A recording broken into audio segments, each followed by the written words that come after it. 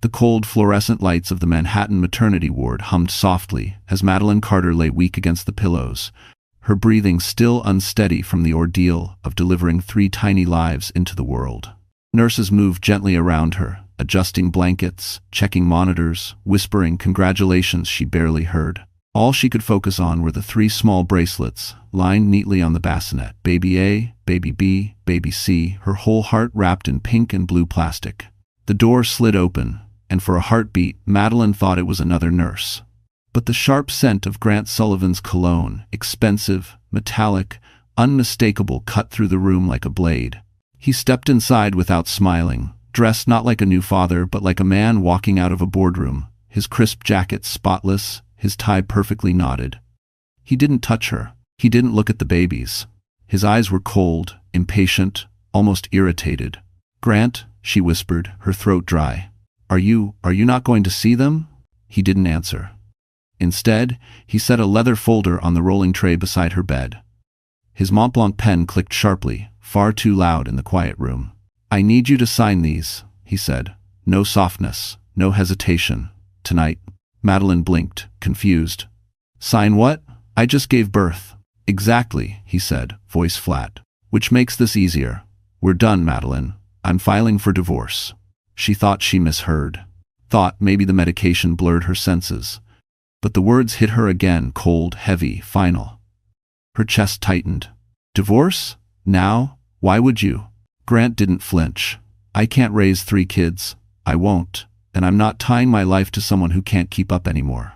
Her vision blurred. Not from tears, those would come later, but from shock so deep it felt like her soul cracked. The man she built a home with, the man she trusted with her dreams, was walking away minutes after their children took their first breaths. Outside in the hallway, a nurse paused, sensing the tension. She glanced through the small window on the door, just as Grant leaned closer, lowering his voice. "Sign them, Madeline. You have nothing without me, and you know it." Madeline's fingers trembled against the sheets as she stared at the papers inches from her newborn's bracelets.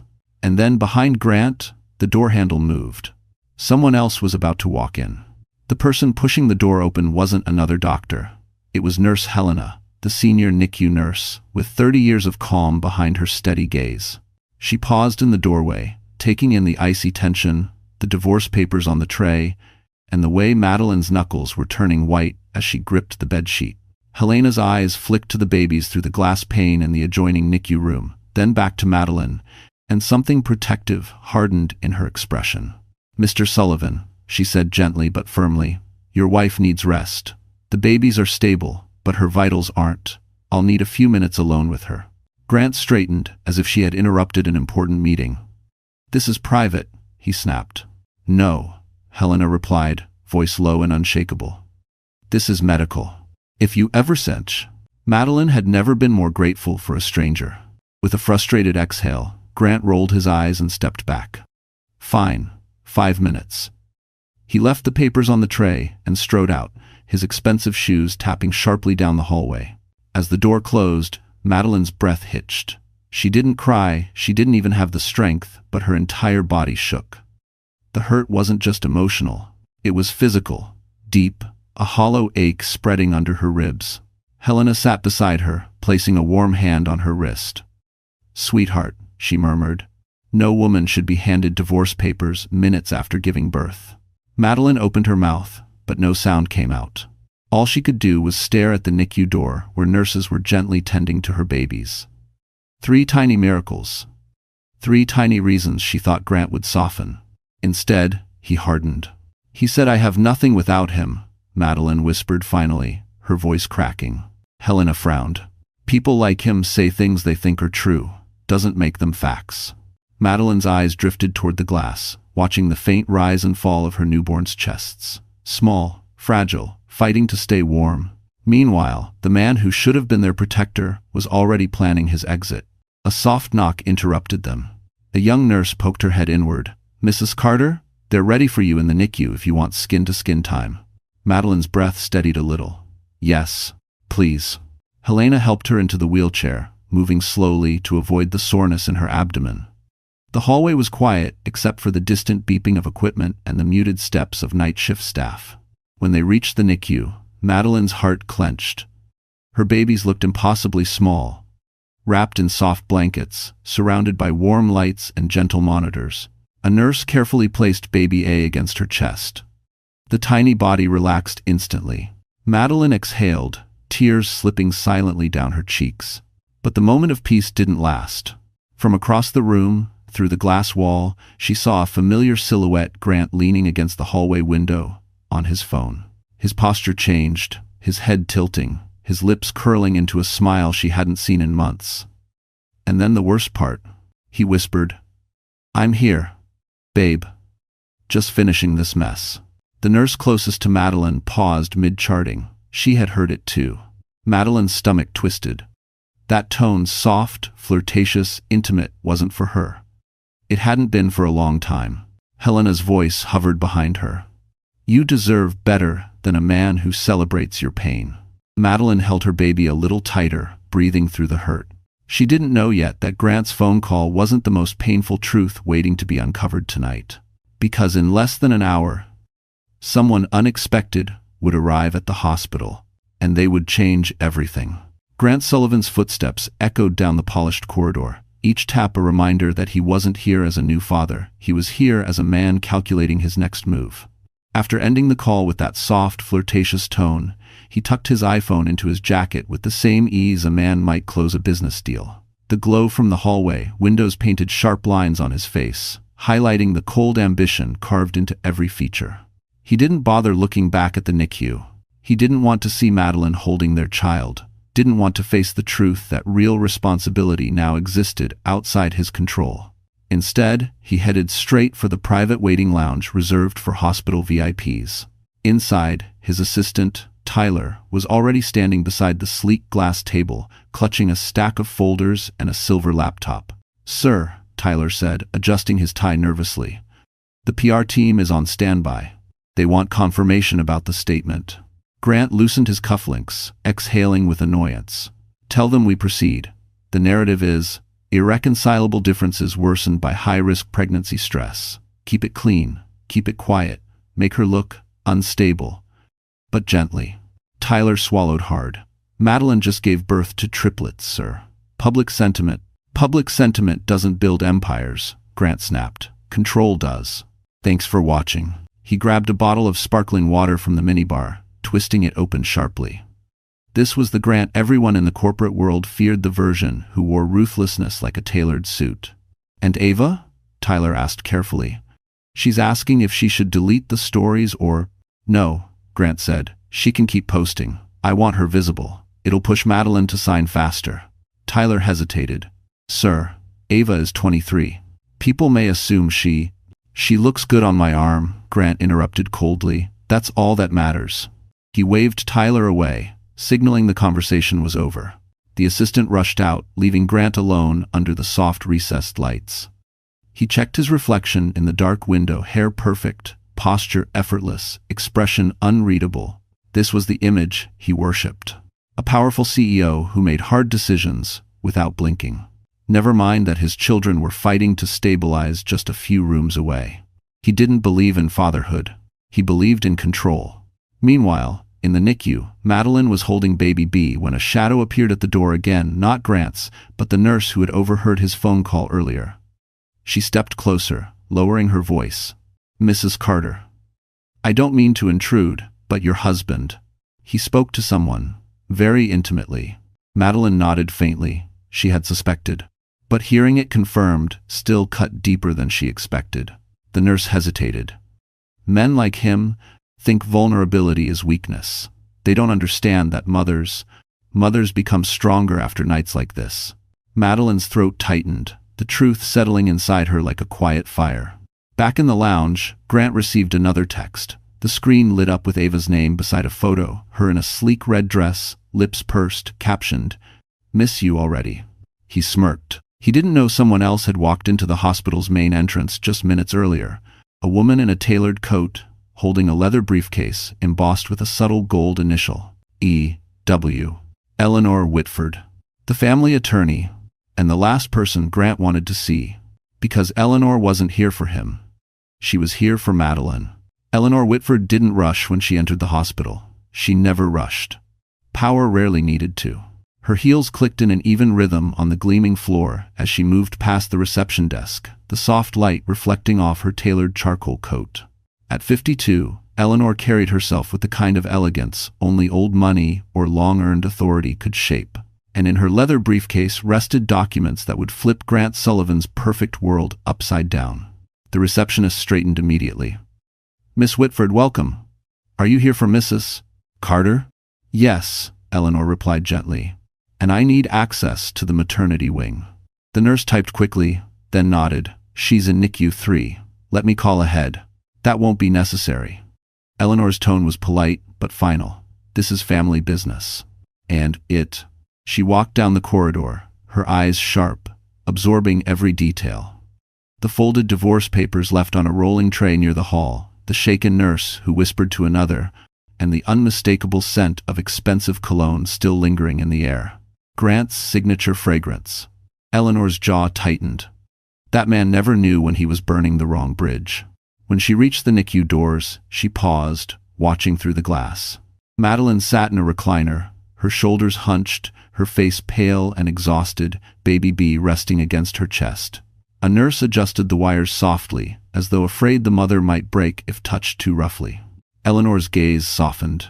She had known Madeline's parents, good people, painfully careful with their daughter's well-being. They had built protections around her, legal safeties, trusts, contingencies for the day life would test her, and that day had clearly arrived. She stepped inside. Madeline looked up, startled. "Eleanor, what are you doing here?"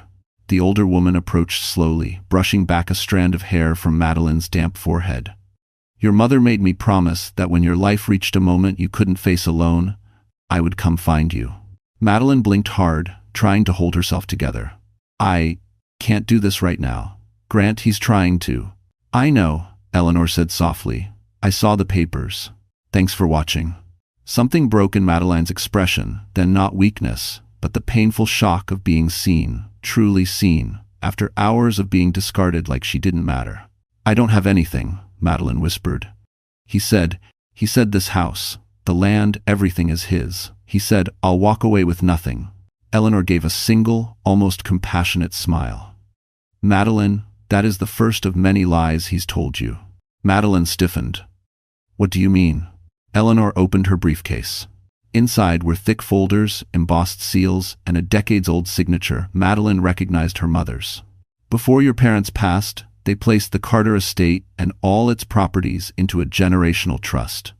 You, my dear, are the sole beneficiary. Not Grant. Never Grant." Madeline stared, breath caught between disbelief and dawning hope. "You're saying—" Her voice trembled. "The mansion, the land, all of it. Yours," Eleanor finished. "Every acre, every brick." The NICU nurse nearby froze mid-step, stunned. Madeline pressed a shaking hand to her mouth. "Grant doesn't know." "No," Eleanor said, eyes narrowing. "And men like him make very dangerous mistakes when they think a woman has nothing to lose." Just then, footsteps approached quickly from the hallway, loud, impatient, entitled. Grant's voice followed, sharp and irritated. "Where is she? I'm not done." Eleanor's expression didn't change, but her eyes glinted. She turned toward the door, ready for war. Grant hadn't even reached the NICU doors before the temperature in the hallway shifted. Eleanor Whitford stood squarely between him and the room, her posture calm but immovable, like marble carved with purpose. Grant stopped short, irritation flashing across his face. "What are you doing here?" he demanded. Eleanor smiled politely, the kind of smile that always unsettled men like him. "Good evening, Grant. I believe you and I have overdue business." "And was?" Grant scoffed. "I don't do business in hospitals."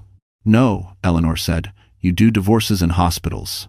The jab pierced, and Grant's jaw tightened. "Move. I need to speak with my wife." Eleanor didn't budge. "You mean the woman you blindsided while she could barely keep her eyes open? The mother of your 3 newborn children?"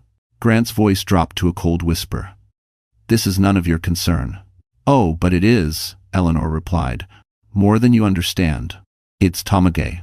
Before he could respond, the NICU doors opened, and a nurse wheeled Madeline out carefully.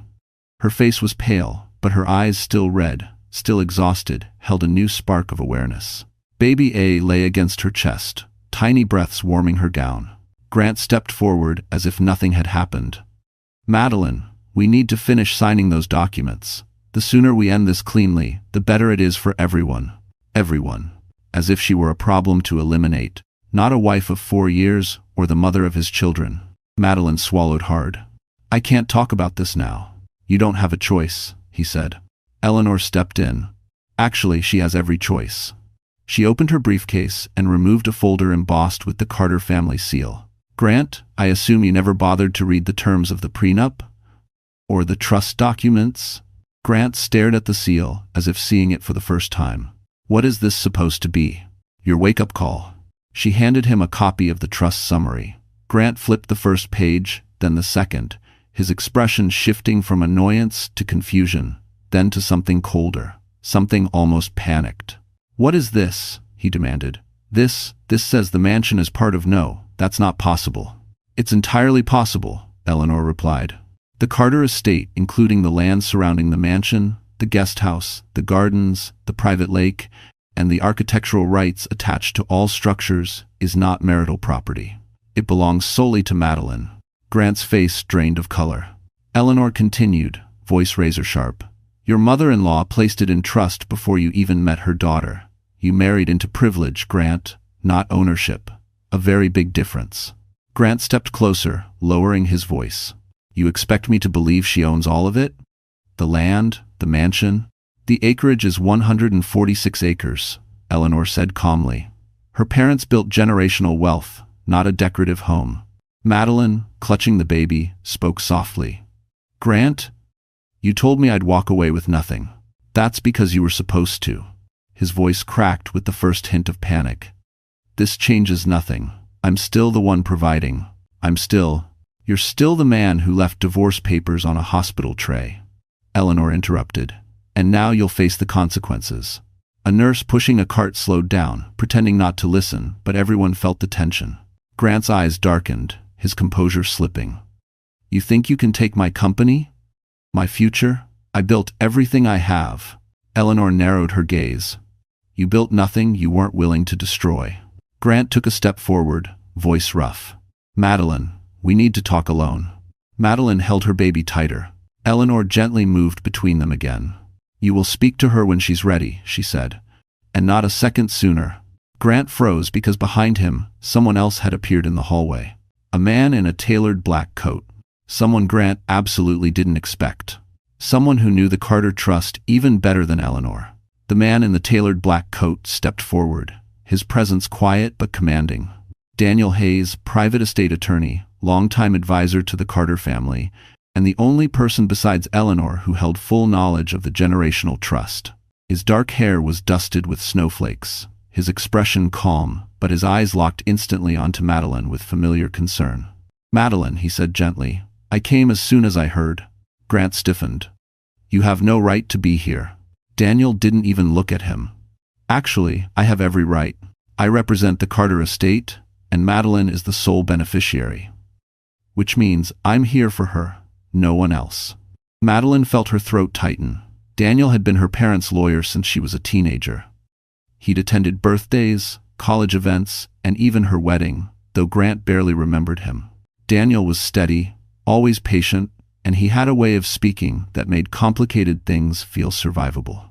But tonight, she could barely hold herself up. Her legs trembled as the nurse wheeled her back toward her room.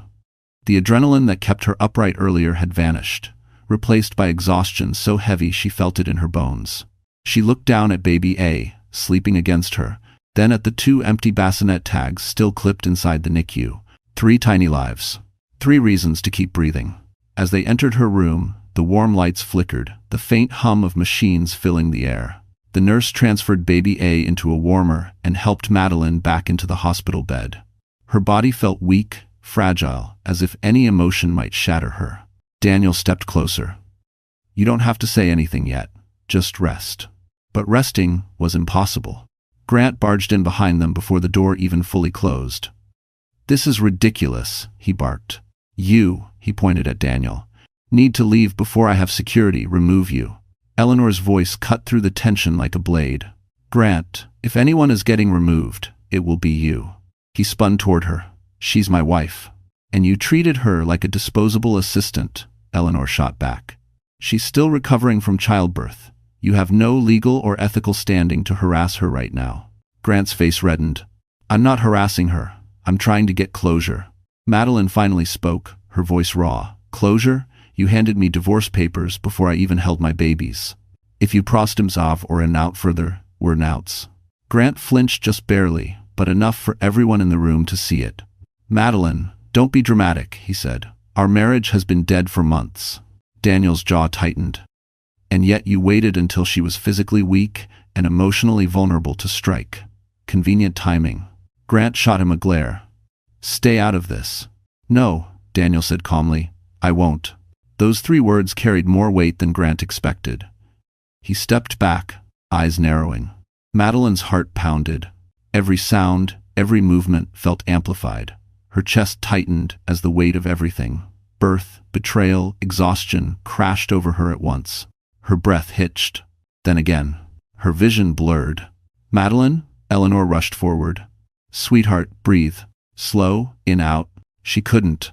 The nurse immediately checked her vitals.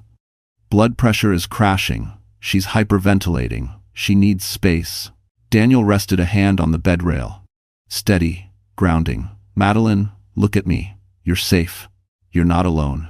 But Grant took a step closer, as if he had any right to comfort her. Maddie, calm down. You're overreacting. Get out, Eleanor snapped. Now, you caused this. Medical staff pushed past them, lowering the bed, adjusting oxygen, calling for additional monitors. Madeline tried to inhale, but everything felt tight, collapsing inward. Panic, fear, shame, all of it surged. A nurse pushed Grant toward the door. Sir, you need to leave. You're making it worse. Too exable. He resisted. I'm her husband. You're not acting like one, Daniel said sharply. Grant froze. Because deep down, he knew it was true. He stepped back, stunned into silence for the first time all night. Then the overhead speaker chimed, Code Pink. The hospital's alert for infant emergencies.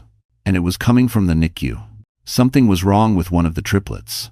The hallway outside Madeline's room erupted in motion as nurses sprinted toward the NICU. The overhead speaker repeated the words no new mother should ever hear. Code Pink, NICU. Code Pink, NICU. Madeline's heart dropped. Her breath, already thin and shaky, vanished completely. My baby, which one? She whispered, terrified. The nurse at her bedside squeezed her hand gently. We'll find out in a moment. Stay still, Mrs. Carter. We're monitoring you. But staying still felt impossible. Every cell in her body screamed to get up, run, break through every door until she found her child. Her hand trembled as she reached for Daniel, who stepped closer instantly. It's okay, Daniel said softly. We'll get answers. Grant stood frozen by the door, suddenly pale. Panic flickered in his eyes, not the kind born from love or concern, but from the fear of losing control over a situation he thought he could manage. For the first time since he entered the hospital, he looked unsure. A doctor rushed into the room, still wearing gloves. Mrs. Carter, one of the triplets, is having trouble maintaining oxygen levels. We're stabilizing him now. It's common for premature multiples, but we need you to stay calm. Which baby? Madeline begged. Baby C, the doctor answered. He's responding, but we're monitoring closely. Madeline closed her eyes as a wave of relief and fear crashed together. Baby C. Her smallest one, her fighter. She whispered a silent prayer. Daniel leaned closer. They know what they're doing. He's in the best place possible. Grant finally stepped forward, clearing his throat. Is he going to be okay? I mean, you people know what you're doing, right? You people? Eleanor muttered under her breath. She almost rolled her eyes. The doctor nodded politely. We're taking every measure, sir. You can't enter the NICU yet, but you'll be updated. Grant exhaled sharply. Fine, but keep me informed. I have meetings. Eleanor cut him a glare so sharp it could have cracked glass. Not tonight, you don't. Grant ignored her, pulling out his phone, already texting someone. Madeline didn't need to ask who. A few minutes later, when the crisis alarms finally quieted, a soft knock interrupted the tension. The NICU nurse entered, the same one who had witnessed Grant whispering into the phone earlier. She looked troubled. "Mrs. Carter," she said quietly, "there's something you should know. When Baby C's oxygen levels dropped, we checked the visitation log. Someone tried to enter the NICU earlier without authorization." Madeline frowned. "Who?" The nurse hesitated. "A young woman, blonde, expensive red coat, said she was family." Eleanor's eyebrows lifted. "Family?" The nurse nodded. "She claimed she was here to see Mr. Sullivan." Security escorted her out. Madeline froze. Grant stiffened. Daniel's eyes sharpened. "Ava?" The nurse swallowed. "She said she needed to tell him something urgent." Grant stepped forward defensively. "This is ridiculous. Ava wouldn't." "She shouldn't be here at all," Eleanor snapped. "It's a maternity ward." The nurse continued, voice tense. She seemed upset, agitated. She tried to follow one of the pediatric attendants into the NICU hallway. If security hadn't intervened, she might have gotten closer. Madeline's stomach knotted. "Closer? To my babies?" "She never touched them," the nurse assured quickly, "but unauthorized access is taken seriously, especially tonight." Grant ran a hand through his hair, suddenly sweating. She misunderstood. She was just trying to do what? Daniel demanded. "Deliver congratulations? In the middle of the night? At a locked NICU?" Grant clenched his jaw.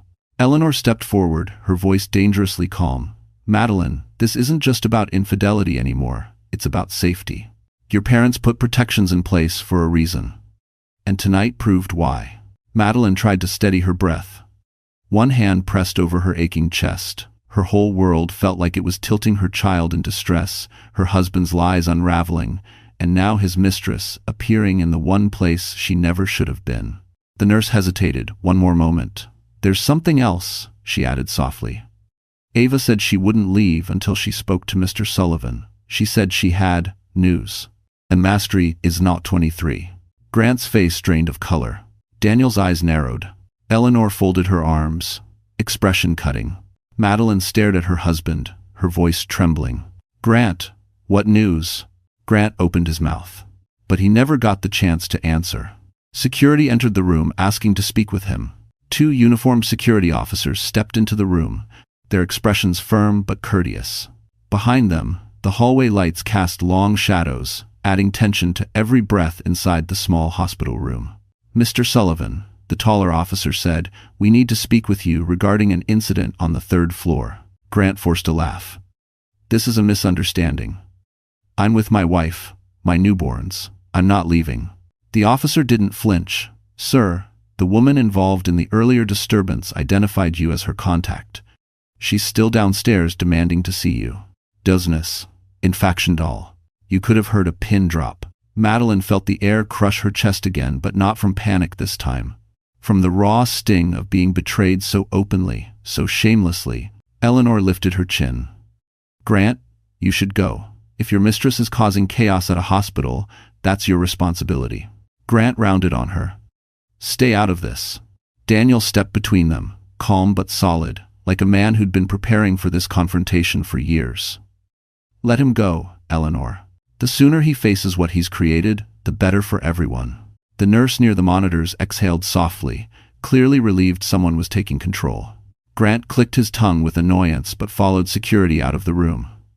The door shut behind them with a quiet thud, quiet but final. For the first time since this nightmare began, the room felt breathable. Madeline closed her eyes. Why is she here?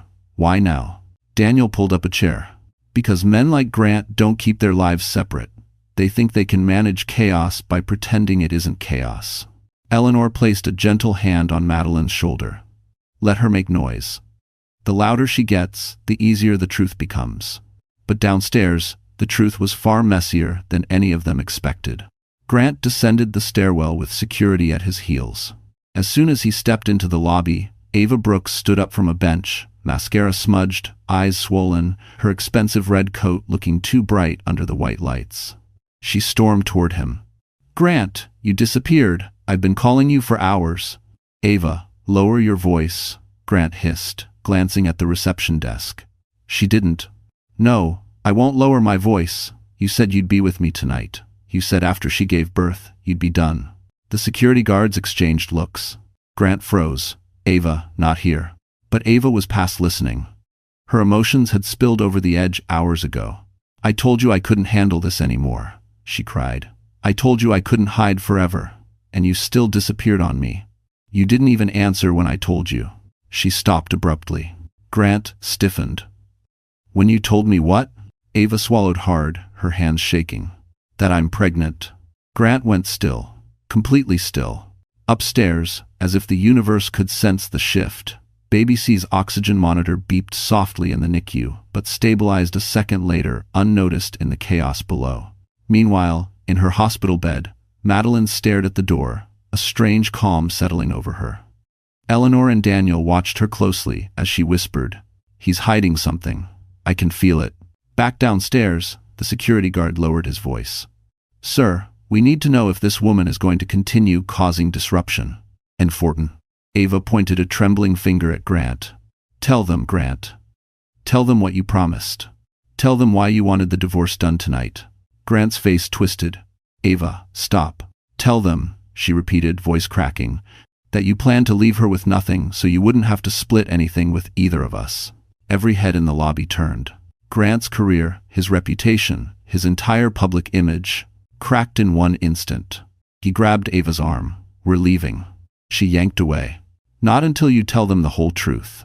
Before Grant could silence her, an elevator dinged behind him.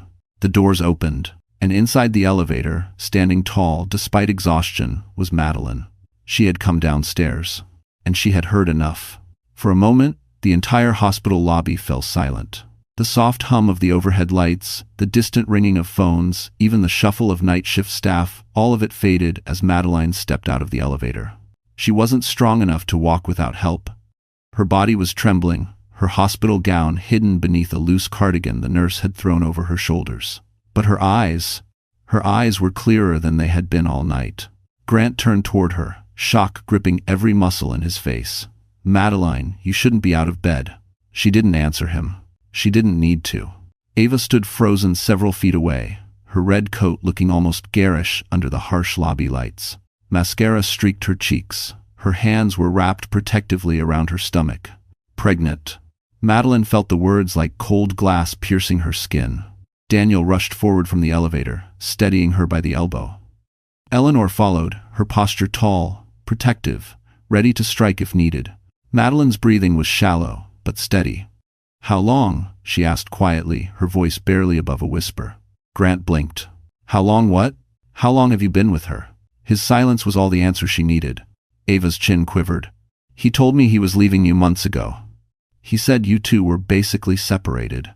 Madeline didn't look at her. Her gaze was fixed on Grant, as if truly seeing him for the first time. "Separation?" Madeline repeated softly. "While I was on bed rest? While I was carrying your children?" Grant stepped forward. "Maddie, listen, this isn't the time. You're emotional. You're exhausted. You don't understand." "Don't," Madeline breathed. "Don't tell me what I understand." People around them, nurses, receptionists, security tried not to stare, but couldn't look away. The polished marble lobby felt like a stage, and Grant's perfectly controlled image was unraveling in real time. Ava wiped her cheeks. "Grant told me he had nothing, that everything he has is tied to the company. He said he needed a clean break with you to protect his future. Our future." Madeline's heart twisted because that part at least was true. Grant had always loved his future more than his family. Eleanor stepped forward then, her voice sharp as a blade.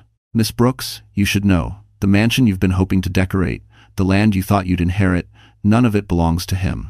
It never did." Ava frowned. "What are you talking about?" Grant's eyes flashed panic, the first real crack in his polished armor. "Eleanor, stay out of..." She cut him off. "Your lover here built fantasies based on assets he doesn't control. Assets that legally belong to Madeline." Ava's gaze whipped toward Grant. "What? You said you told me..."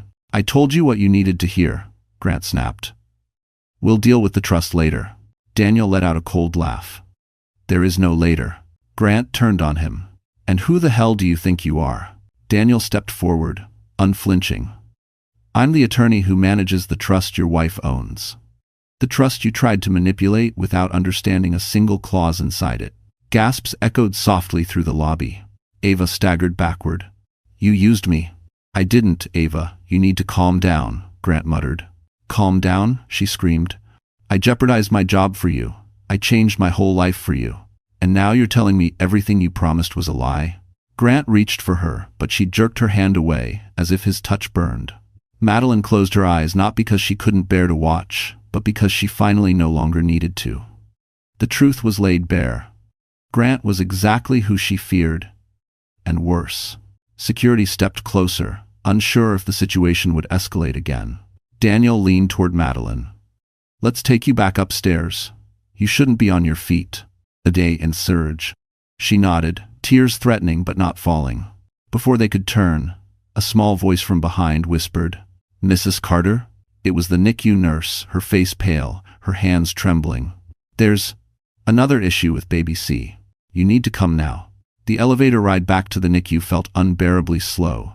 Every second dragged like wet sand. Madeline clutched the railing with trembling fingers, her knees weak, her heart beating in panicked, uneven bursts. Daniel stood beside her, steady and calm, while Eleanor pressed the door close button repeatedly, as though she could bend steel with urgency alone. When the elevator doors opened, the hallway outside the NICU radiated cold fluorescent light. A doctor waited there. Dr. Abrams, the neonatologist with the soft voice and sharp eyes. Tonight, though, his face looked heavier. "Mrs. Carter," he said gently, "baby C had another drop in oxygen saturation. We were able to stabilize him, but he needs close monitoring."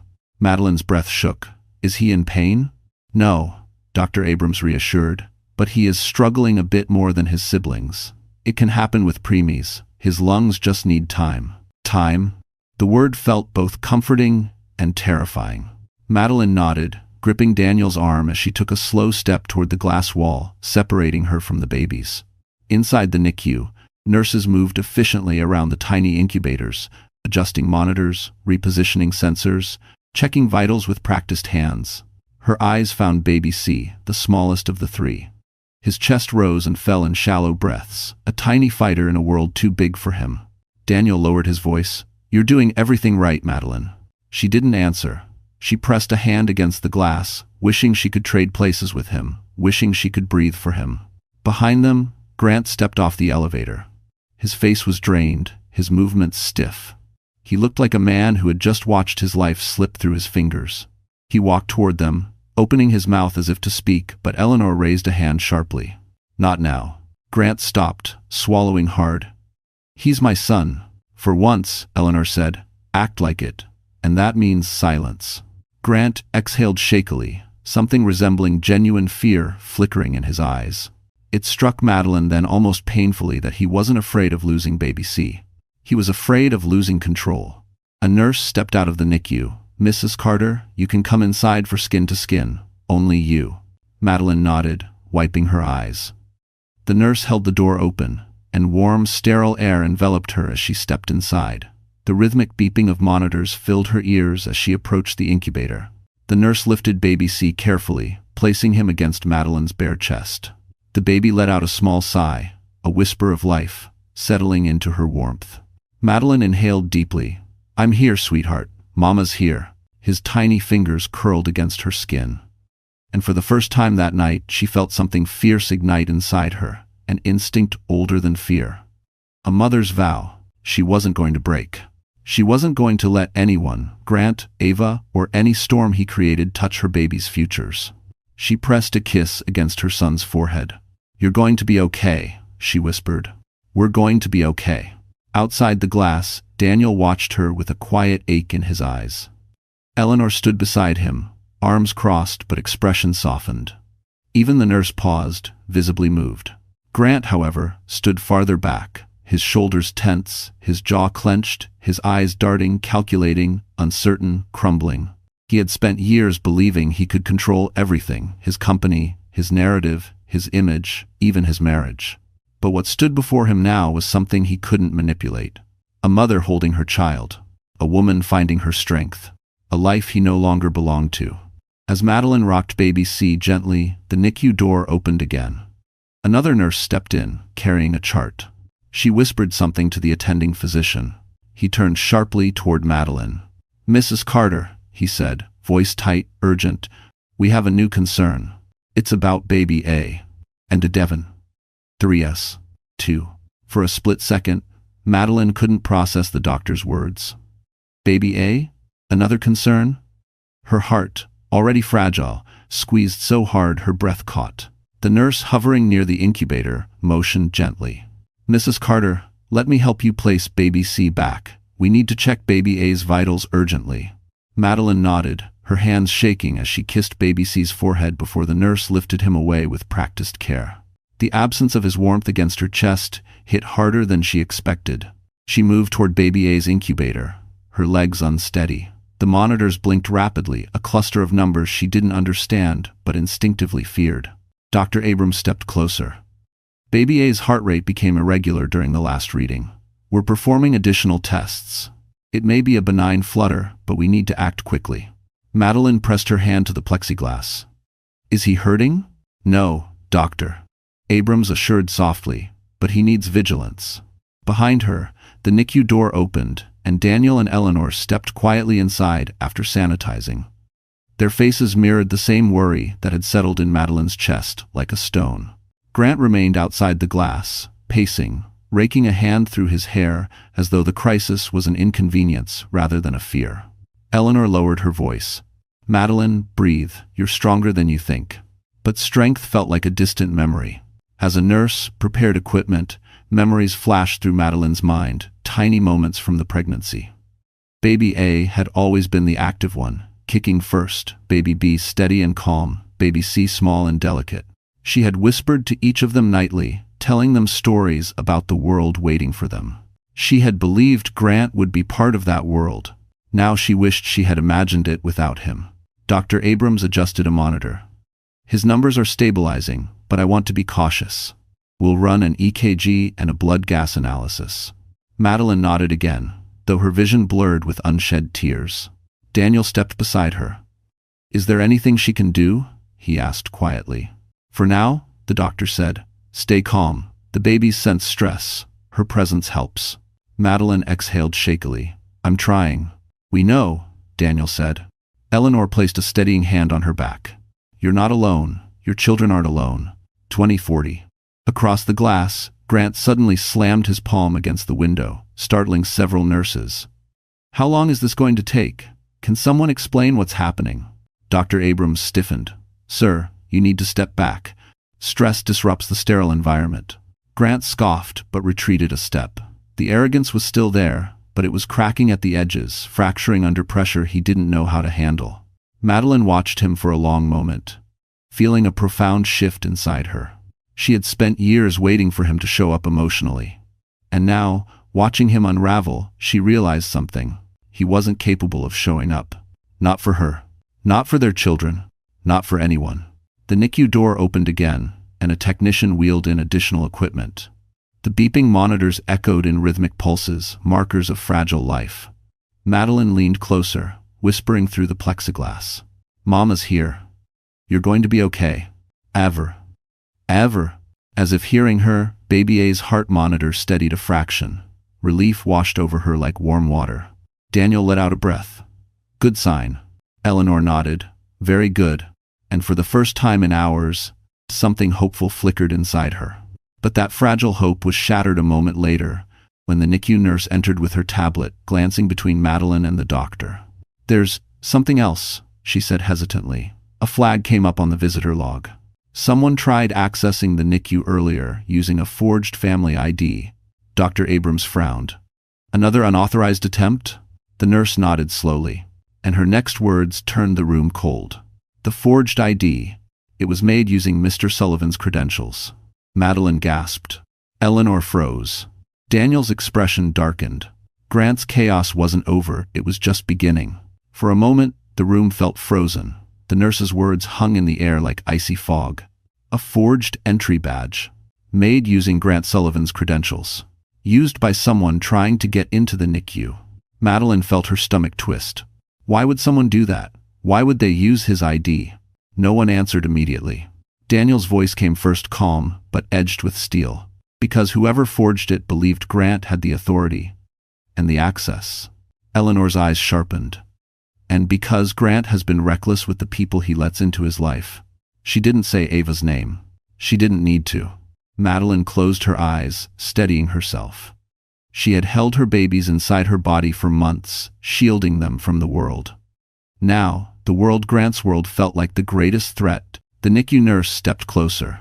"Mrs. Carter, the babies are stable for now. Dr. Abrams suggested something that might help them, and you." "Help me?" Madeline whispered. "Skin to skin for all three," the nurse said. "A bonding moment. It might help regulate their vitals." And he suggested something else. "A naming moment." Madeline blinked. "Naming?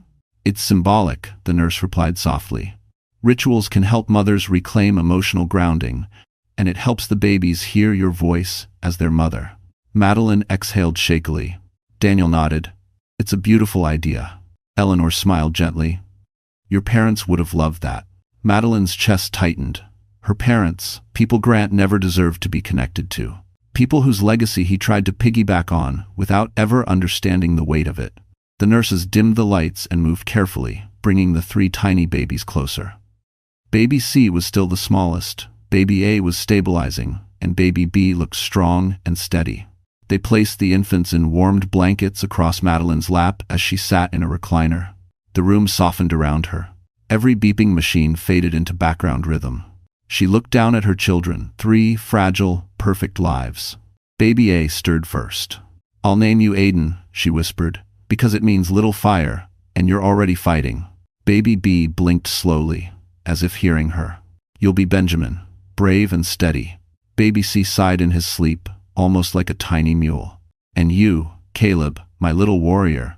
Daniel watched, his expression softening in a way he rarely allowed in public. Eleanor discreetly dabbed at her eyes. Even the nurses paused, visibly moved. It was a quiet moment, a sacred one, a moment where Madeline reclaimed something. Grant tried to steal her identity as a mother, as a woman with roots deeper than his ambition. And then, a sharp buzz broke the silence. The NICU phone rang. The attending nurse answered, her expression tightening. She turned toward Madeline. "That was hospital security," she said. "The forged badge attempt wasn't random. The person used Mr. Sullivan's ID, and they tried to access your baby's incubators directly." Madeline's breath stopped. Grant, still outside the glass, heard it too. His face went blank. Eleanor stepped forward. "Who was it?" The nurse swallowed. Security detained the suspect after reviewing the footage. A silence heavier than fear settled over the room. Madeline gripped the blankets around her babies. "Tell me." The nurse hesitated, then spoke. "It was the same woman from earlier. The one in the red coat. Ava Brooks." Grant stumbled a step back, genuinely rattled. Madeline felt her pulse pound, but her voice stayed steady. What was she trying to do? The nurse exchanged a grim look with Dr. Abrams, who had just re-entered the room. "She claimed," the doctor said carefully, "that she needed access because of her connection to Mr. Sullivan." Madeline frowned. "Her connection?" Dr. Abrams nodded. "She told security she should be allowed in because she was family." 1P. Grant froze. Eleanor's hand curled into a fist. Daniel stepped forward, voice low. "What did she say exactly?" The doctor looked at them with grave reluctance. "She said she needed access to the Carter triplets," he answered, "because she is carrying the next Sullivan heir." Madeline felt the room tilt. And then Grant spoke the words that shattered what little was left. For a long moment, the room didn't move. Not the nurses, not the monitors, not even the air. It was as if every breath in the NICU froze in place, waiting for the final blow. Grant swallowed, his throat clicking audibly in the silence. When he spoke, it wasn't with anger, or panic, or excuses. It was worse. It was resignation. "Madeline, it's true." The words cracked through her chest like a splitting branch. Her fingers tightened around the blankets covering the triplets. Aiden stirred. Benjamin whimpered. Caleb shifted weakly, sensing tension as infants often do.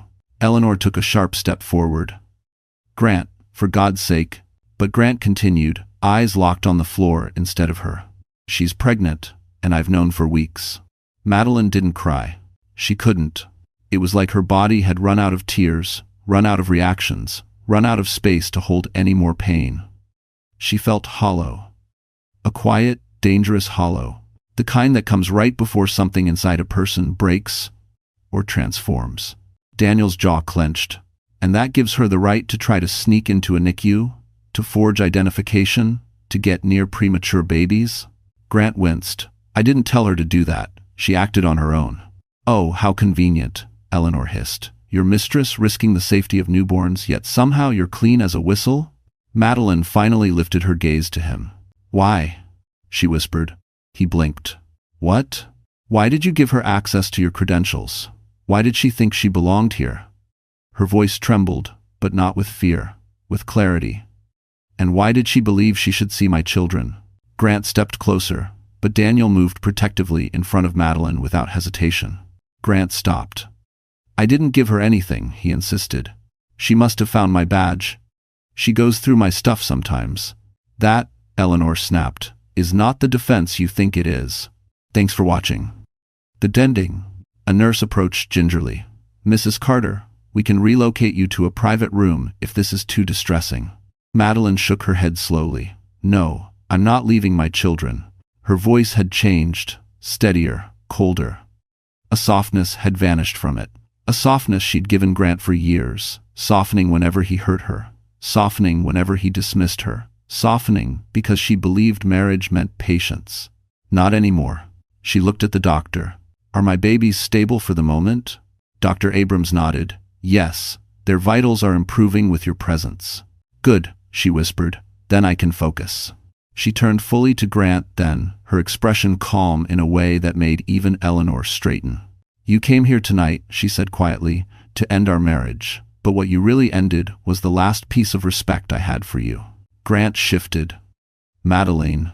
No, she cut in, voice soft but sharp enough to slice through the cold room. You don't get to speak over me anymore. Daniel stood taller. Eleanor lifted her chin. Even the NICU nurse stepped back respectfully, recognizing the moment unfolding. You betrayed me while I carried your children, Madeline continued. You lied to me while I was fighting to keep them alive. And you handed credentials to a woman who put them at risk. That wasn't my intention. But it was the outcome, she said. And outcomes matter, especially when children are involved. Does everyone. Grant's composure finally cracked. He stepped forward again. Maddie, please don't do this here. Not in front of. In front of who? She asked. Your audience, your image, your mistress, your unborn child? Grant flinched, shame creeping across his expression. The shame he'd avoided for years. Madeline inhaled, a slow, controlled breath of a woman stepping into her power. From this moment on, she said, I choose my children, I choose myself, and I choose a future without you in it. Bada.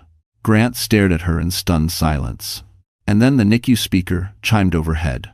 The doctor turned sharply. That's the security line, he murmured. Answer it. The nurse picked up the phone, listened, then paled. She looked directly at Madeline. Mrs. Carter, the woman in the red coat just attempted something else downstairs.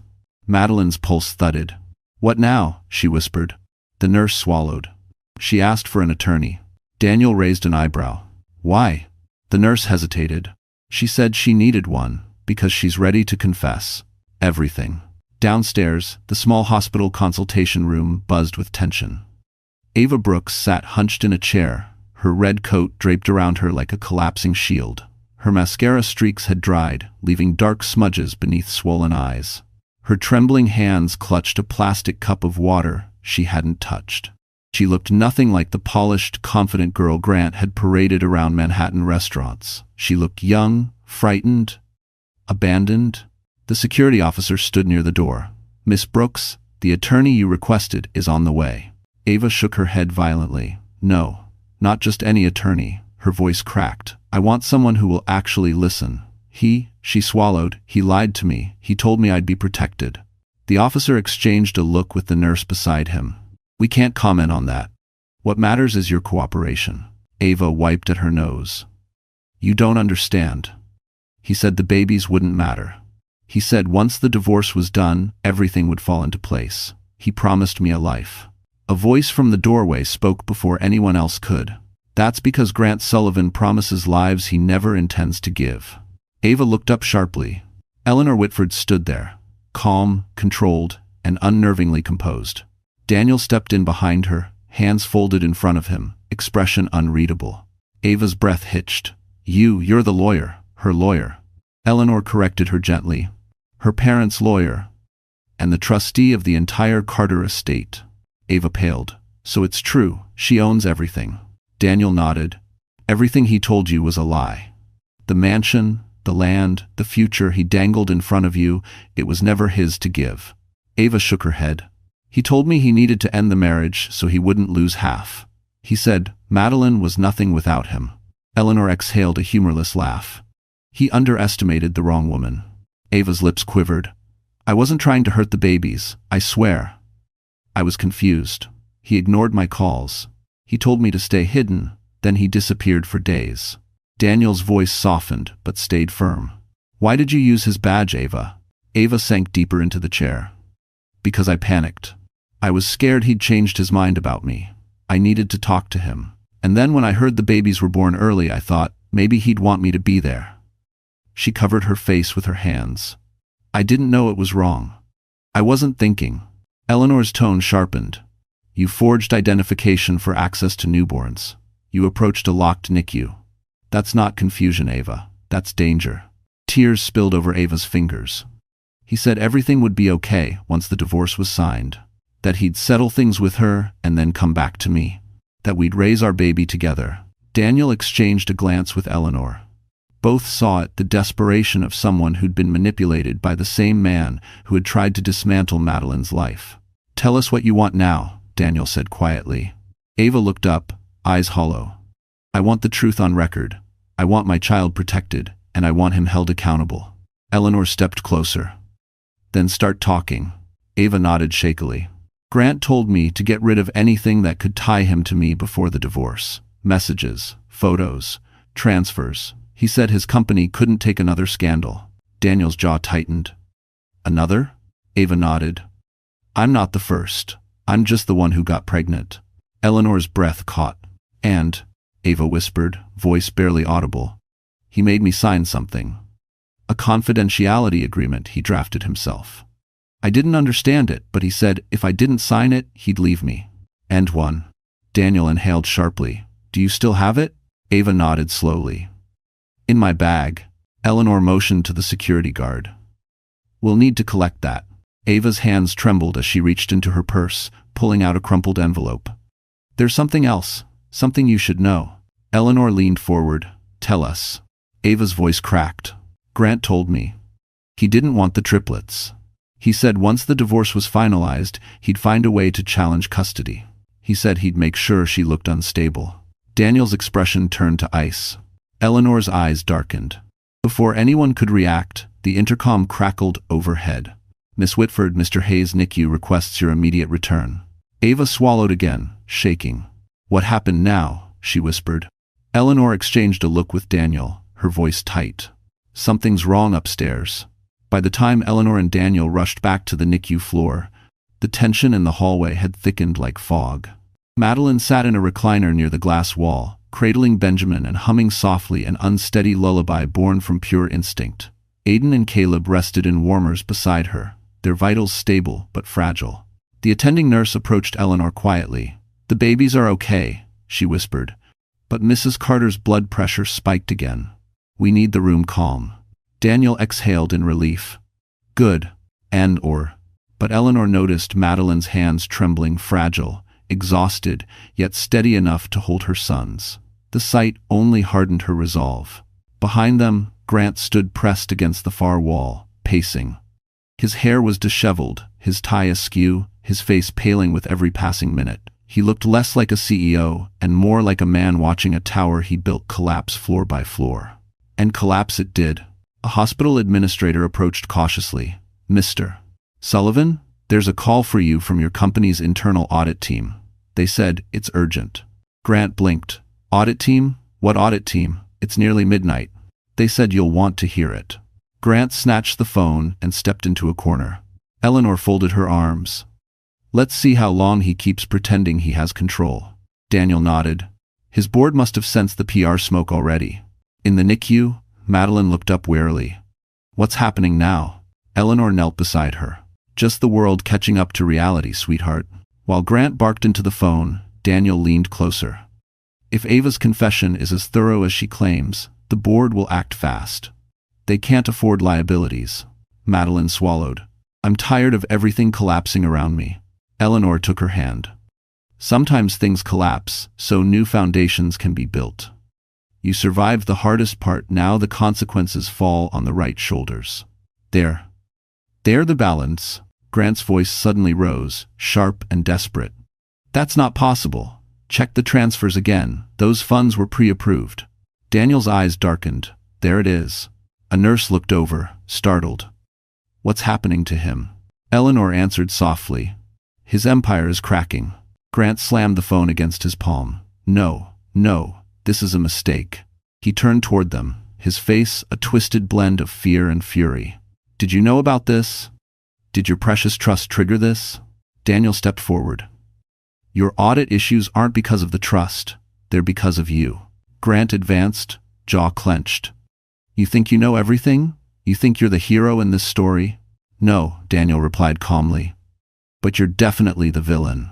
Grant lunged, but a security guard intercepted, grabbing his arm firmly. Sir, you need to keep your distance. Get off me, Grant roared.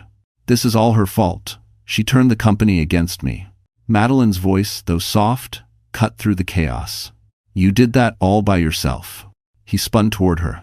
Her eyes, exhausted, bloodshot, but unwavering, held a strength she didn't have hours ago. You betrayed your vows. You endangered your children. You lied to everyone who trusted you. And you're still blaming me. Grant opened his mouth to speak, but the elevator dinged sharply. Everyone turned as the doors opened. A group of 3 people stepped out, 2 men in tailored suits and a woman holding a briefcase. Corporate. Clean. Unforgiving. The lead man approached Grant. Mr. Sullivan, we're from the Board Oversight Committee. We've been trying to reach you. Grant stiffened. What are you doing here? The woman opened the briefcase, pulling out a stack of documents. We've uncovered several unauthorized transfers and compliance violations. You're being placed under immediate administrative suspension. Grant's face drained. You can't do this, he whispered. But they already had. Eleanor's eyes narrowed with quiet satisfaction. Madeline held her babies a little closer.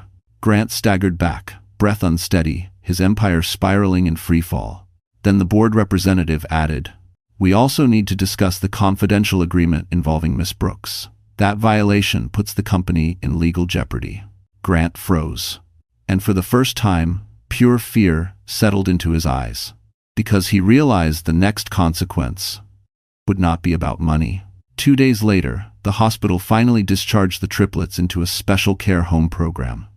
Madeline was still weak, walking slowly with the help of a nurse as Daniel and Eleanor handled paperwork. The winter air outside Manhattan General cut sharp against her cheeks as she was helped into Daniel's car, a black Mercedes S-Class. He drove rarely, only on important matters. Today, qualified, she wasn't going back to an apartment. She wasn't going back to anywhere Grant had ever touched. She was going home, the Carter mansion. When the car turned into the long, gated driveway, Madeline exhaled shakily.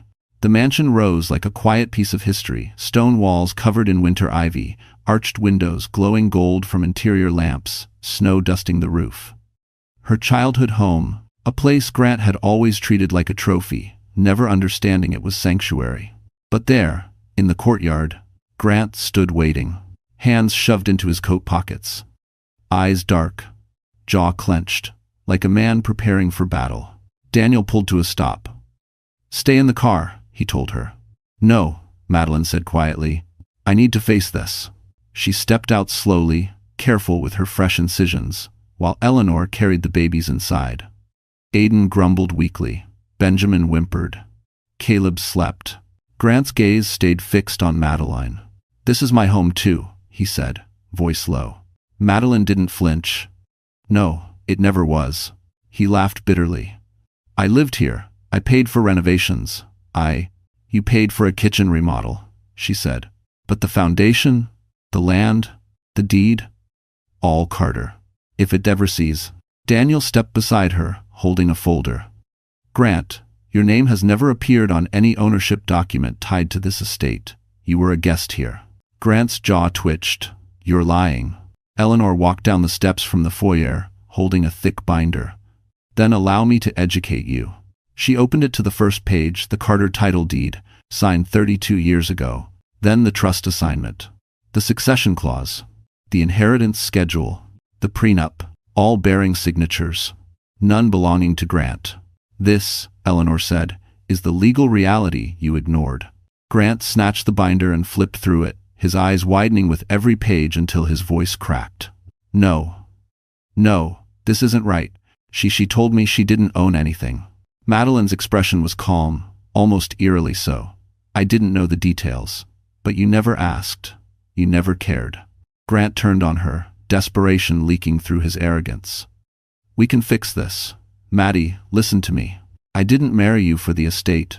I chose you. You used me, she corrected softly. You used my family name to climb, and when you thought I had nothing left to offer, you tried to trade me in for someone easier to control. Grant's face twisted, shame and fury warring in his eyes. I was under pressure. My board, my investors, my image. Your image, Madeline repeated. That's all you ever loved. Grant stepped closer, lowering his voice. Think about our children. If you have nowhere go, she met his stare head on. I am. Something in him snapped. He grabbed her wrist. Daniel lunged forward immediately. Let go of her. Grant didn't release. She's my wife. She's your legal equal, Eleanor snapped. And this estate is hers. Touching her on Carter property without consent, that's trespassing with aggravated circumstances. Grant froze. Eleanor continued, voice low and lethal. You need to leave, right now. 18. Grant looked around wildly mansion behind him, consequences closing in, the life he built slipping like sand through his fists. You can't just erase me, he whispered. Madeline inhaled slowly. I'm not erasing you, Grant. You did that yourself. Daniel stepped forward, holding a legal notice. By the way, this is a temporary restraining order. Effective immediately. You're barred from this estate and from contacting Madeline until further review. Grant staggered back, eyes wide. No, you can't. Madeline, please. But then, a black SUV turned into the driveway. Corporate-styled. Heavy, unmarked. Grant's face blanched. Daniel exhaled. I was wondering when they'd arrive. Madeline frowned. Who is it? Eleanor's lips tightened. The federal compliance team, she said. Grant's knees almost buckled. They weren't here for Madeline. They were here for him. The SUV doors swung open with a weighty finality. 3 federal compliance officers stepped out, wearing dark coats and purposeful expressions. Their presence alone shifted the air. Snow crunched under their polished shoes as they moved toward the courtyard. Grant instinctively backed away. No, this can't be happening. The lead officer lifted a badge. Mr. Grant Sullivan? Grant didn't answer, his throat had locked. This is regarding multiple irregularities flagged during your company's annual compliance review, the officer continued. We've been trying to reach you for 72 hours. Grant's jaw worked open and closed. That's a misunderstanding. My team is handling it. Your team, the officer said evenly, has turned over evidence suggesting otherwise. Grant stared blankly. Daniel folded his hands behind his back, calm and observant. Eleanor remained still as a statue, watching every detail. The officer pulled out a sealed folder. We have concerns about unauthorized transfers, internal manipulation of investor reports, and a confidentiality agreement drafted outside legal oversight. Grant blanched. That's internal business, not federal regulation. It becomes federal, the officer replied, when shareholders file complaints, or when personal misconduct intertwines with corporate misrepresentation. All of us, if you can in the brofor, people said Dummy 2-6. A gust of wind swept through the courtyard. Madeline tightened her coat around her, staying near the door where her babies slept inside with a hired nurse. Grant swiveled to her, eyes burning. You did this. You called them. Madeline shook her head gently. No, Grant. You did this to yourself. Actions have consequences. Her voice was soft, but it struck like a hammer. The officer stepped forward. Mr. Sullivan, we are placing you under temporary detainment for questioning. You may contact legal counsel. Grant staggered back as 2 officers moved to flank him. You can't. I have rights. I'm a CEO. You were, Daniel corrected quietly. As of last night, your board stripped you of executive authority. Grant's eyes darted frantically. No, they wouldn't. I built that company. They built it, Daniel said. You tarnished it. One of the officers produced cuffs. Grant panicked. Wait, I have a pregnant partner. Ava needs me. She's unstable. She might hurt herself. Eleanor stepped forward, arms crossed. Then perhaps you shouldn't have left her alone in that consultation room while your world burned. Grant's voice cracked. Madeline, please help me. You know I'm not a bad person. Madeline looked at him for a long moment. This was the man she once loved. The man she defended to her parents. The man she trusted with her future. But trust had an expiration date. I hope, she whispered, you learn who you really are. Grant's face crumpled, not from remorse, but from fear of losing everything. The officers moved in. Metal clicked. Grant Sullivan, the man who once strutted down Park Avenue believing he could bend the world to his image, was led toward the SUV with his hands restrained. But just before he was placed inside, he twisted his head toward Madeline. This isn't over, he snarled. Daniel stepped protectively between them. Yes, Grant, it is. The officers guided him into the vehicle. Snow fell heavier. The courtyard turned quiet. Inside the mansion, the babies stirred softly as the hired nurse rocked them near the fireplace. Warmth filled the air, gentle, safe, untouched by the chaos outside. Madeline stood at the threshold, watching the SUV roll down the driveway. Not triumph, not revenge. Just closure. Eleanor touched her arm. He can't hurt you anymore. Madeline nodded slowly. I know. Beaver him. And enivrum after his word. Daniel added quietly, now you can rebuild. She exhaled deeply, as if releasing years of weight she'd never put down. But as the SUV disappeared through the gates, a second car, a sleek black sedan, turned in. Daniel frowned. We're not expecting anyone. The sedan rolled to a stop. A man in a navy coat stepped out, holding an envelope. He wasn't corporate. He wasn't federal. He wasn't family. Madeline's heart skipped. The man lifted his gaze, scanning until he found her. Mrs. Carter? I'm here on behalf of your late parents' estate. There's something they left for you, something urgent. The man in the navy coat approached slowly across the snowy courtyard, his polished shoes leaving crisp footprints behind him. Madeline instinctively held the doorframe for support, still healing, still exhausted, but steady enough to face whatever this was. He bowed his head respectfully. My name is Charles Whitmore. I'm with Whitmore and Pierce, your parents' estate attorneys. It is ominous. Eleanor stiffened. I know that firm. They only handle high-level legacy cases. Charles nodded. Correct. And one of those legacies belongs to Mrs. Carter. Madeline's pulse quickened. My parents left something else? Something I didn't know about? He offered her the sealed envelope, thick, ivory paper, embossed with the Carter family crest, a symbol she hadn't seen since she was a teenager. This was to be delivered only after the birth of your first child, Charles said gently.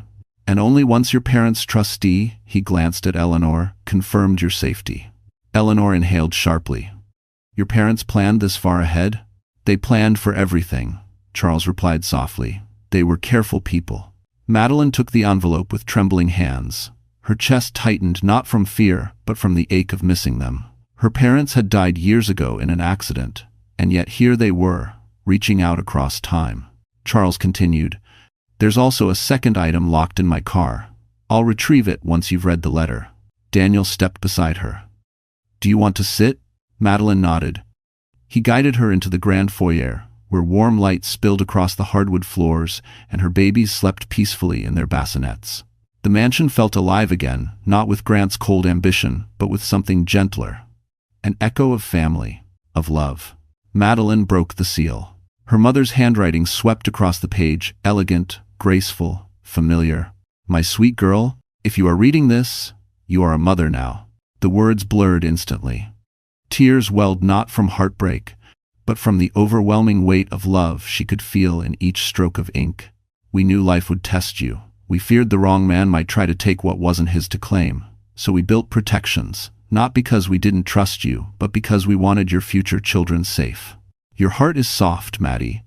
Too soft for men who mistake gentleness for weakness. Madeline pressed a shaking hand to her mouth. Eleanor looked away, blinking rapidly. Daniel swallowed hard. She read on. We left something for you. Something that will make rebuilding your life easier. Something that belonged to your grandparents, then to us. Something meant for you and your children, never for anyone who tries to stand on your shoulders. Use it well. Use it bravely. And know we love you, always. The final line broke her. Your mother, Elizabeth Carter. Madeline folded the letter against her chest and sobbed quiet, trembling sobs she'd been holding back for days. Daniel knelt beside her, steady and patient. Eleanor placed a gentle hand on her back. When she finally inhaled again, Charles cleared his throat. There's one more thing. He stepped back outside and returned, carrying a long, narrow case. Heavy, beautiful, metallic edges polished to a shine. This belonged to your father, he said. He wanted you to have it when you became a parent. Madeline opened the case slowly. Inside lay a sleek Mont Blanc fountain pen, engraved with the Carter crest, and beneath it, a thin stack of documents. Daniel unfolded them carefully. His eyes widened. Madeline, he whispered. Your parents, they left you a controlling share in the Whitford Carter land group. Eleanor gasped. That's one of the largest private land holdings in the state. Eslo. Madeline stared at the papers, breathless. She had gone from abandoned to the most powerful version of herself she had ever imagined. But before she could speak, her phone buzzed. She glanced at the screen. A text from an unknown number. I know where Grant is. And you need to hear what he's planning. Madeline's heart dropped. Because the message was signed with a single name, Ava. Madeline stared at the phone screen, its glow sharp against the dimmed foyer light. Ava's name felt like a shard of glass rolling across her palm, dangerous, unpredictable, but impossible to ignore. Daniel stepped closer. What is it? Madeline lifted the phone so he and Eleanor could see. Ava. She says she knows where Grant is, and what he's planning. Eleanor's expression darkened.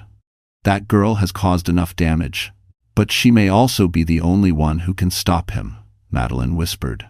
Charles Whitmore, still standing respectfully near the door, tilted his head. Do you want security present while you respond? Madeline shook her head. I'll call her. She reached out for a reason. Her hands trembled not with fear, but with the weight of everything she'd become responsible for. She dialed. The phone rang once, twice, a rustling sound. Then Ava's voice came through, thin, shaky, terrified. Madeline, are you alone? No, Madeline answered carefully. But you're safe. Talk to me. A quiet sob crackled through the speaker.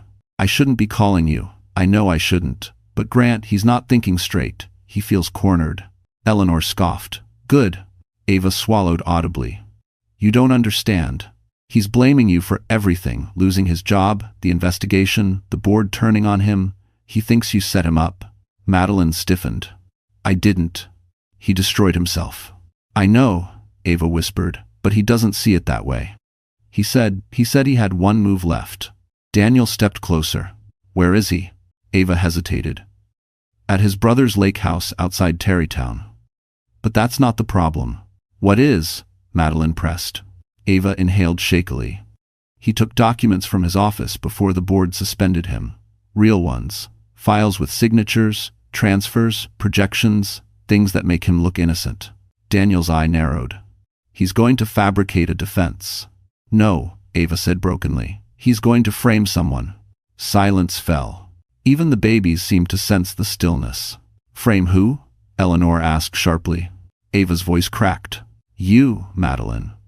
He's convinced the only way to save himself is to prove you orchestrated the investigation, that you leaked confidential documents, that you tried to sabotage his company out of revenge. Madeline felt her breath catch painfully. That's insanity. He's not rational, Ava whispered. He's angry, desperate. He said he'd ruin you before you ruined him. End quote. Daniel's jaw clenched. He's done enough. Ava's voice broke again. That's why I'm calling. Because I realized something. He doesn't love me. He never did. He just used me. And when things went bad, he left me to handle everything alone. Madeline's tone softened. Ava, I'm sorry. Ava sobbed harder. I didn't want to hurt your babies. I really didn't. I was confused. Lost. I didn't know who to trust. Eleanor's voice cooled, but wasn't unkind. You made dangerous choices. But calling us tonight, that matters. Ava sniffled. I want to help you. I'll give you everything, my messages with him, the documents he made me sign, his plans. I can testify. Daniel straightened. That would dismantle his defense. Ava whispered. I know. Then her voice trembled with fear. But he's on the edge. And if he thinks you're coming after him, he'll do something reckless. Madeline's heart thudded. Ava, what did he say exactly? Ava lowered her voice to a terrified whisper. He said he's not losing everything, and if he has to destroy the Carter name to save himself. She choked on a breath. He will. Madeline felt cold wash over her. Daniel reached for her shoulder. We'll protect you, Ava whispered, one last sentence, one that froze everyone in the room. He said he's coming back to the mansion tonight.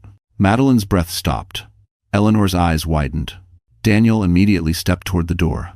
From the other end of the line, Ava's voice trembled. Madeline, lock every door. He's already on his way. Snow fell heavier as night settled around the Carter mansion. The long windows glowed warmly against the storm outside, but inside the great halls, tension pulsed like a second heartbeat. Daniel locked the final door while Eleanor contacted private security. Madeline stood in the foyer, her babies sleeping peacefully upstairs under a nanny's watch. Grant was coming, but this time, she wasn't the trembling woman in a hospital bed. She wasn't the wife begging for answers. She wasn't the woman holding back tears for a man who didn't deserve them. She was the Carter heiress. She was a mother. She was the one with everything to protect. The front gates creaked. A car engine roared, then slammed to a stop. Grant stumbled out of the driver's seat, coat flapping wildly in the freezing wind. Rage twisted his expression, the kind born from a lifetime of entitlement finally denied. He marched toward the front steps. Daniel stepped forward. That's far enough. Grant shoved him aside. I'm speaking to my wife. Madeline moved into view, calm as winter air. I'm not your wife anymore. He froze, thrown off balance by her steadiness. We're not done. Yes, she said softly, we are. T41, endofrescence. Grant pointed a trembling finger at her. You think this house, this legacy makes you better than me? No, Madeline replied. But it makes you irrelevant. Grant laughed, a broken, manic sound. I built everything. You were nothing without me. Eleanor stepped beside her, arms crossed. And yet, here you stand, yelling on property that never belonged to you, after being removed from the very company you claimed to build. Grant's breathing turned ragged. I know what you're doing, trying to take my kids from me. Madeline's voice remained calm. You abandoned them the minute they entered this world. Grant lunged, but Daniel intercepted, gripping his arm firmly. You lay one finger on her, and you'll see consequences far worse than suspension. Grant jerked free. You think the law is on your side? A new voice answered from the doorway. It is. Everyone turned.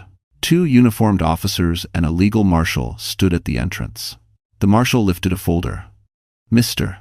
Sullivan, we have a court order based on new testimony and evidence provided by Miss Ava Brooks. Grant's face went ashen. She confessed, the marshal continued, everything, including the forged documents, your attempt to tamper with secured hospital areas, and your intent to falsify corporate records. Grant shook his head frantically. She lied to save herself. Her statements are supported by timestamps, text messages, and internal logs. The marshal replied. Sir, you are being taken into custody pending further charges. Grant backed away, desperate, unhinged. Madeline, please, don't let them take me. Think of the babies. Madeline stepped forward. For the last time, she looked at the man she once thought she'd spend her life with. You should have thought of them, she whispered, before you betrayed them. Grant reached for her. But the officers were faster. They pulled him back, cuffed his wrists, and escorted him down the steps toward the waiting vehicle. Snow swirled around him, muffling his angry shouts until the car doors slammed shut. Silence settled. Real, peaceful silence. Daniel exhaled. It's over. Eleanor placed a hand on Madeline's shoulder. You protected your family. Your parents would be proud. Madeline's throat tightened. I hope so. Daniel looked at her gently. What happens now? Madeline lifted her gaze toward the grand staircase, where her 3 newborn sons slept safely in their nursery. Now, she said softly, I build a life they'll never have to recover from. She stepped into the warm light of the mansion. not as a woman surviving heartbreak, but as a woman stepping into her own legacy. Behind her, the great doors of the Carter estate closed with a quiet, final certainty. And for the first time in a long time, she was free. And just like that, our story comes to a close. You're still here with me, right? If you've made it all the way to this moment, then something in this journey touched your heart in a way only real stories can. And maybe, just maybe, it reminded you of something important about your own strength. Life will test us, sometimes with people we trusted, sometimes with storms we never saw coming. But as Marcus Aurelius once wrote, the impediment to action advances action. What stands in the way becomes the way. Madeline's pain didn't end her, it shaped her. It brought her back to herself. And that's something each of us can carry. The truth that we are stronger than the moments that try to break us. If this story made you feel something, anger, hope, healing, or even just a quiet moment of reflection, then don't leave silently. Show some love, hit the like button, share this video with someone who needs strength today, and subscribe so you won't miss the stories that remind us who we can become. You matter more than you think, and your story, just like Madeline's, is still being written.